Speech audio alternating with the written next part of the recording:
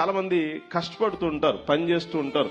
బాసులు తిడుతున్నా, యజమానురాలు తిడుతున్నా, లేకపోతే ఇసుక్కుంటున్నా, ఇసిరేస్తున్నా, పట్టించుకోకపోయినా, లేకపోతే చిన్నప్పటి నుంచి తల్లిదండ్రులు తిట్టకపోయినా సరే ఉద్యోగాలు తిడుతున్నా, ఎన్ని కష్టాలు వచ్చినా సరే మీలో కూడా చాలా మంది మీ పని మాత్రం కొనసాగిస్తూనే ఉంటారు. ఎందుకయ్యా అని అడిగితే పిల్లల కోసం అని చెప్తారు.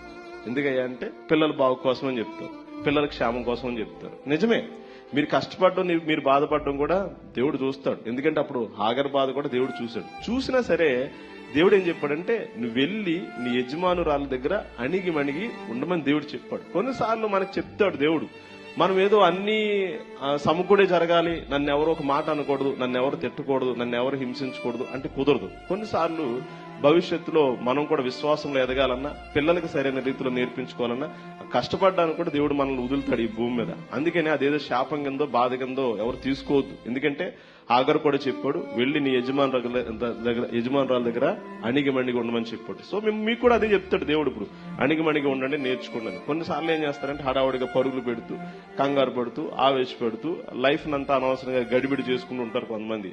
పిల్లల కోసం, భవిష్యత్తు కోసం తల్లులు గాని తండ్రులు గాని కష్టపడవచ్చు, అణిగిమణిగి ఉండొచ్చు, దాంట్లో తప్పేం లేదు.